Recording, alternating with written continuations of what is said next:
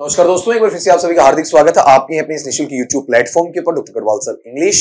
इस digital platform पर आपके सवाल हमारे जवाब सीरीज के अंदर for all the competitive exams बच्चा इंग्लिश सब्जेक्ट नंबर 30 आपका वहां पर।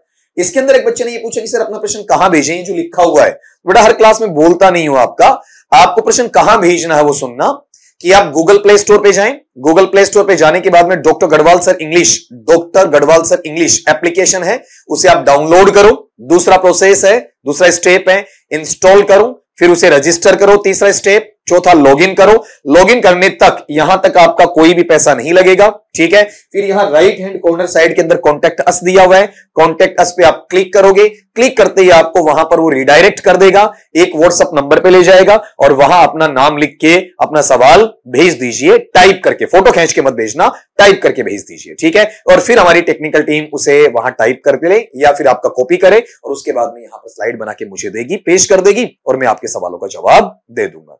उम्मीद करता हूं संतुष्ट हुए हैं इस चीज से।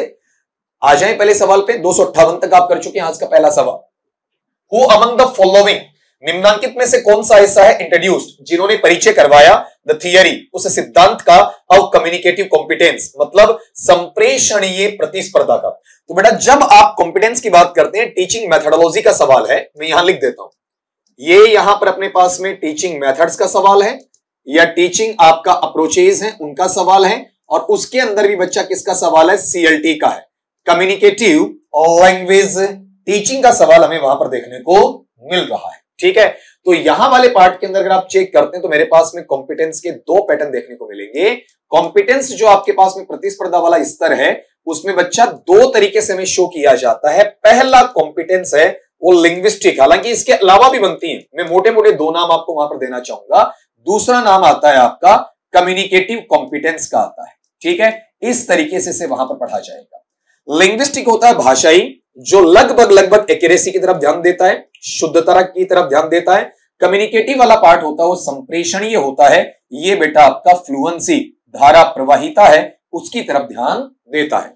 अगर मैं इस बंदे की बात करूं तो ये बंदा अपने पास में है नॉम चॉम्स्की। बच्चा इसे क्या पढ़ा जाएगा आपका, नॉम चॉम्स्की। और जब इसे अपन पढ़ते हैं तो बच्चा यहां पर ये आता है डेलहाइम्स। हालांकि इसके अलावा भी अपने पास में काफी कॉम्पिटेंस है, स्ट्रेटेजिक है, डिस्कोर्स है, ऐसे कॉम्पिटेंस भी आपके चलते हैं। तो अगर आप मेरे से सीएलटी डिटेल में पढ़ते हैं थियरी के अंदर तो वहां पर ये चीज मैं आपको सिखा दूंगा।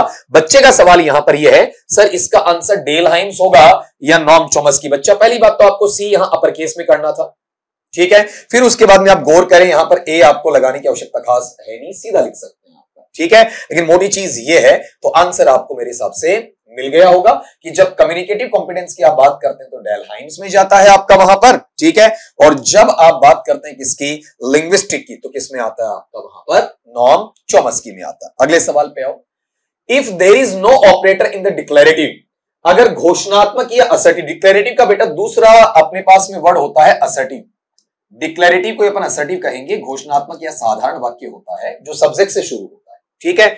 अगर उसके अंदर ऑपरेटर नहीं है, मतलब हेल्पिंग वर्ब नहीं या ऑक्सिलियरी मेरे पास नहीं है, then the corresponding interrogative uses, तो जो संबंधित आपका प्रश्नवाचक है वो क्या प्रयोग करेगा। बच्चे ने कहा सर ये ग्रेड सेकंड में आया हुआ पीवाईक्यू है, मतलब प्रीवियस ईयर क्वेश्चन है। बच्चे ने जैसा लिखा ना वैसा हमने टाइप किया बेटा आपका, ठीक है। समझ ही नहीं आया कि क्या पूछा गया है, प्लीज सर सोल्व करवाना। तो बेटा सोल्व करवाते हैं आपका वहां पर। जैसे मैं ये कहूं आपका आई लाइक हिम, अगर इस सेंटेंस को मैं पढ़ता हूं तो आप ये देखें आई सब्जेक्ट है और सब्जेक्ट से शुरू होने वाला जो सेंटेंस होता है उस सेंटेंस को मैं क्या कहूंगा, या तो बच्चा आपका डिक्लेरेटिव कहूंगा और या फिर बेटा मैं उसे क्या कह दूंगा, असर्टिव कह दूंगा, साधारण कह दूंगा या घोषणात्मक कह दूंगा। अब इसे मुझे कन्वर्ट करना है बच्चा, और किसके अंदर कन्वर्ट करना आपका वहां पर, इंटरोगेटिव। इंटरोगेटिव का अपन मीनिंग लेते हैं तो इसे क्या कहा जाएगा आपका, प्रश्नवाचक कहा जाएगा। और जब इसका प्रश्नवाचक बनाएंगे तो आप चेक ये करना कि अपने पास में यहां पर ये जो लाइक दिया है, ये लाइक बेटा है क्या वर्ब का फर्स्ट फॉर्म है, वर्ब के फर्स्ट फॉर्म से शुरू होने वाला, तो बताओ किस में आ जाएगा आपका, डू में आ जाएगा। अगर प्रश्नवाचक बनाएंगे, ठीक है, तो बेटा यहां पर बनना क्या चाहिए बताओ, देखें इसका प्रश्नवाचक ये बनेगा कि do you like him, I you में बदलेगा ना, डू यू लाइक हिम, क्या आप उसे वहां पर पसंद करते हैं, ठीक है, तो अब आप गौर करो, ये असर्टिव या डिक्लेरेटिव का प्रश्नवाचक बनाया।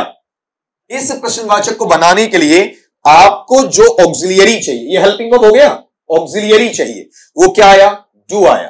तो आप ही बताओ यहां पर अपने पास में ऑक्सिलियरी कहां लिखा हुआ है, ये रहा ऑक्सिलियरी, डमी ऑक्सिलियरी क्या आ गया आपका, डू आ गया, ये इसका आंसर है। एम्फेटिक डू क्या होता है, एम्फेटिक का मतलब जब प्रेशर डालते हो, एम्फेसाइज करते हो, स्ट्रेस डालते हो, उसे क्या कहा जाता है आपका, एम्फेटिक डू कहा जाता है आपका। ठीक है, जैसे मान लीजिए कि मैं ये कहता हूं कि आई प्ले, मैं खेलता हूं, लेकिन अगर बच्चा मैंने ऐसा कहा, कौन सा, आई डू प्ले, मैं खेलता तो हूं, ठीक है, ये एम्फेटिक डू है आपका। ठीक, उसका कोई रोल नहीं है।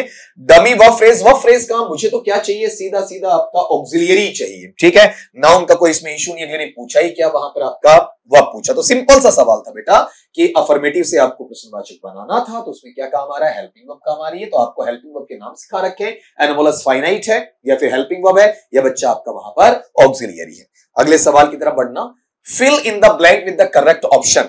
ये जो सवाल अपने पास आ रहा है, ये बड़ा सब्जेक्ट वर्ब अग्रीमेंट का है, संस्कृत एजुकेशन डिपार्टमेंट में ग्रेड 2 में 2022 में पूछा हुआ सवाल, जो बच्चे ने मुझे लिख कर दिया कि neither of the two girls married, उनमें से कोई भी दो लड़कियां जो है उनमें से किसी की शादी नहीं हुई है। तो पहली बात यहां फ्रेज चेक करो, नाइदर ऑफ, नाइदर ऑफ के साथ में नाउन कैसा आएगा, प्लूरल आएगा, लेकिन आगे बच्चा अपन क्या लाते हैं बताओ, यहां पर आपका सिंगुलर एक वचन लाते हैं, तो जहां आपका एक वचन नहीं है उसे काट दो, तो ये क्या आ गया आपका, आर कट गया। अब 3 बचे, यहां टाइम नहीं दिया गया, आप ये कह रहे हैं दो लड़कियां हमें दिख रही हैं और उनमें से किसी की शादी नहीं हुई है, दोनों अविवाहित है, दोनों बच्चा आपका वहां पर अनमेरिड है, इस तरीके से लिखा गया।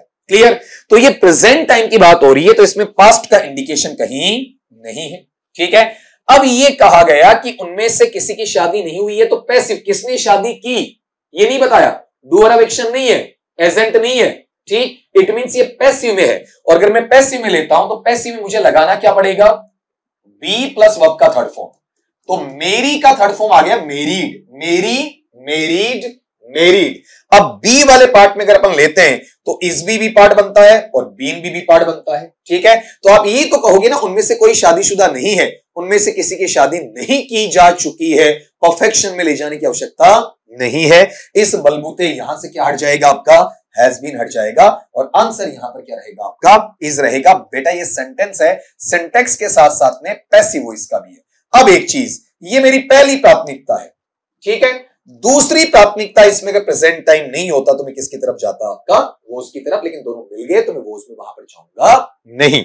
अगले सवाल पे आओ, my dues of 7,000 rupees to him, मेरे जो ड्यूज यानी बकाया है, ड्यूज का मतलब क्या बच्चा आपका वहां पर बकाया है, और ये जो बकाया पार्ट है ये काउंटेबल में नहीं आना चाहिए, किसमें जाना चाहिए बच्चा आपका वहां पर, अनकाउंटेबल में जाना चाहिए। और अगर अनकाउंटेबल सेंस में मैं से लेकर जा रहा हूं तो ये सिंगुलर है, बीच में मेरे पास में अब आ गया आपका। क्लियर, ठीक है। अब दूसरी बात यहां पर चेक करो, आपके पास में 7,000 रुपीज वाला पार्ट है आपका, ठीक है, इसके अकॉर्डिंग नहीं आएगा, पहले के अकॉर्डिंग आएगा आपका, ड्यूज के अकॉर्डिंग। तो आप इसमें से वो चीज काट दो ना जिसकी आवश्यकता नहीं है, जैसे बीन सीधा नहीं लगेगा, कोई ऑक्सिलियरी होना चाहिए। दूसरी बात ये देखो, एक्टिव है या पैसिव वो पता करना पड़ेगा आपका, कि मेरे जो बकाया है 7,000 रुपए वो उसको दे दिए हैं, ठीक है, मैंने दिए हैं, ये हम इसका मीनिंग निकाल पा रहे हैं, लेकिन एक्चुअल में यहां शुरू में सब्जेक्ट नहीं लिखा हुआ ना आपका जो करने वाला, वैसे सब्जेक्ट है, डूअर ऑफ एक्शन नहीं है, काम करने वाला नहीं है, मैंने दिए तो आई यहां नहीं है, ठीक है, मेरे जो 7,000 रुपए बकाया है उसकी तरफ उसे चुका दिए गए, मैंने चुकाए हैं, लेकिन ये छिपा हुआ है, हिडन है, तो एक्टिव है ही नहीं, कैसा है, पैसिव है। और अगर पैसिव है तो बेटा बी प्लस वर्ब का थर्ड फॉर्म चाहिए, तो पैड थर्ड तो, लेकिन इसमें बी नहीं है, पैड थर्ड तो, लेकिन इसमें बी फॉर्म नहीं है, और वैसे भी काट सकते हो, ये बहुवचन है, वहां एक वचन चाहिए, तो अब इसके पास में आंसर का स्थिति का भाग ये बनेगा, हैज बीन पैड। और ये जो नेचर मेरे पास आ रहा है ये किसका है बताओ, आपका पैसिव का ही है। अगले पे आ जाओ, he wore a pair of earphones which plugged into a tape recorder, उसने वहां पर ईयरफोन पहन रखा था, उसका जो पेयर है जोड़ा एक इस कान में एक इस कान में, जो प्लग हुआ, ठीक है, किसमें, टेप रिकॉर्डर में, वहां डाला गया। तो अब आप चेक करें, यहां विच मुझे क्या दिया हुआ है, रिलेटिव प्रोनाउन, संबंधवाचक सर्वनाम दिया हुआ है, ठीक है।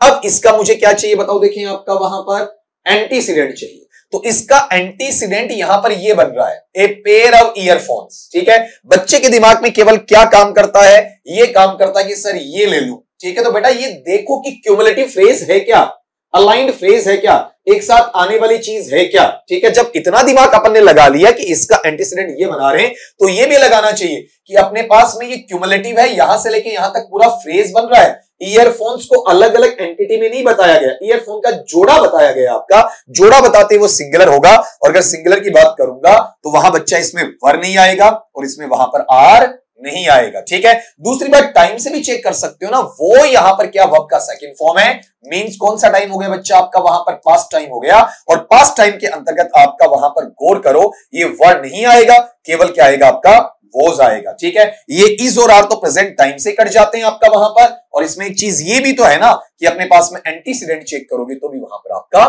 कट जाएगा। अगले सवाल पे आ जाओ, if anybody wants my ticket, अगर कोई भी बच्चा है, कोई भी व्यक्ति है, कोई भी महिला है, कोई भी मनुष्य है, कोई भी यात्री है जिसे मेरी टिकट चाहिए, कैन हैव इट, वो इसे ले सकता है। ठीक है, तो आप गौर ये करो, अपने पास ये जो शब्द आते हैं, कौन सा, एनीवन है, एनीबडी है, या फिर समवन समबडी है, एवरीवन एवरीबडी है, नो वन नोबडी है, इनका जो प्रोनाउन बनता है, सर्वनाम बनता है, वो ही शी नहीं बनाना चाहिए बल्कि दे बनाना चाहिए। ठीक है, इट का तो मतलब ही नहीं है, मैंने कहा कि ये खुद एक वचन होते हैं, लेकिन इनका जो प्रोनाउन बनाकर निकाल कर लेकर आओगे वो बेटा आपका वहां बहुवचन बनेगा। इसके लिए आपको मेरी टेक क्वेश्चन या क्वेश्चन टेक की क्लास पढ़नी चाहिए, जिसमें मैं डिटेल के साथ में ये चीज आपको बताया करता हूं। अगले सवाल पे आओ, the BBC blank planning to use the new satellite next month, BBC वहां पर क्या कर रही है, योजना बना रही है कि नया जो सैटेलाइट है उसको अगले महीने वहां पर यूज करेगी, काम में लेगी। तो एक्चुअल में बेटा एक चीज ये बताओ कि मेरे पास में यहां पर जो नेक्स्ट मंथ आ रहा है, next month generally future simple में जाता है।